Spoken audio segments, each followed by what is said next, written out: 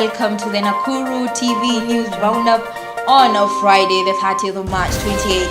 This is Alice Ashimureki.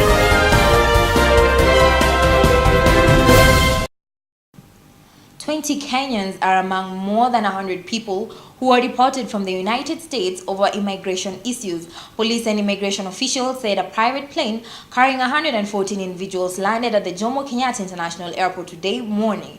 The deportations had been anticipated given the ongoing operations in the United States targeting illegal immigrants. They arrived aboard an Omni International airline, a private airline. It landed at JKIA International shortly after 10 a.m. today and was received by police and immigration officials. The Kenyans were allowed to proceed to their homes. The 60 Somalis remained in the plane before it took off for Mogadishu, while the 24 South Sudanese nationals left in a Juba airline. This is the latest batch of immigrants to be deported from the United States in 2 years under President Donald Trump.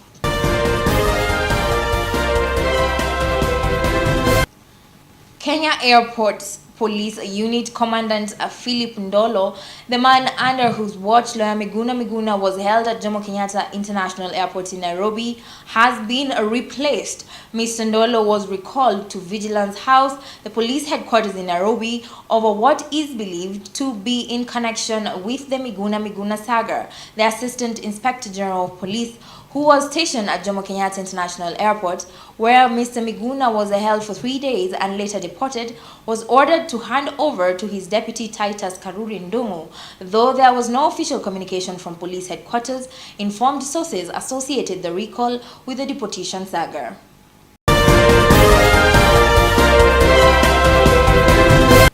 The government is planning to appeal the High Court order that fined Interior Cabinet Secretary Fred Matiang'i and 2 top security chiefs 200,000 each for contempt. Interior Principal Secretary Karanja Kibicho said the decision to fine Matiang'i, Immigration Principal Secretary Godon Kihalangwa, and Inspector General of Police Joseph Boynet is erroneous and not based on the law. Justice Odunga issued the ruling yesterday when the 3 officials failed to honor his summons and also produced controversial lawyer Miguna to court.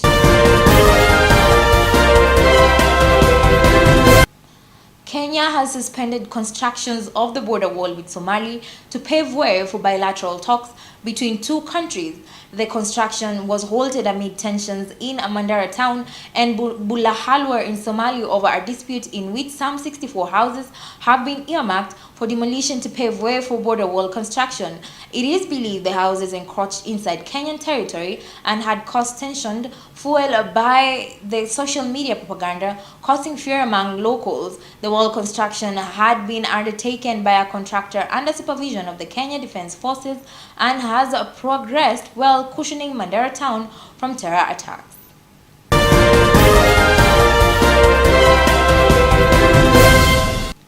Mozambicans visiting Kenya will no longer require a visa, President Uhuru Kenyatta has said. President Kenyatta announced the scrapping of the visa requirement during a state banquet hosted for him and First Lady Margaret Kenyatta by President Filipe Nyusi and the First Lady of Mozambique, Isaura Nyusi, at the Ponta Vermelha Palace in Maputo yesterday evening.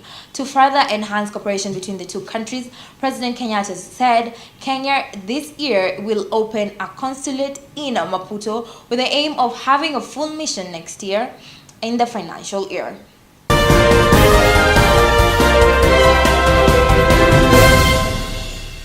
A family of 50 people in Kilifi spent yesterday night in the cold after an Arab tycoon demolished their 18 houses and sat on a disputed land. They were woken up early in the morning by police officers. People, they said, were hired goons, graders, and bulldozers and ordered to vacate the 8-acre property at Uwanja wa Ndege area in Rabai constituency.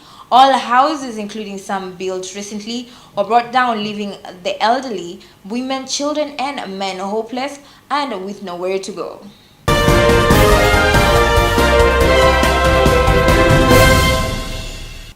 Thank you for watching the Nakuru TV News Roundup. I am Alice Ashimureki. Have a good night.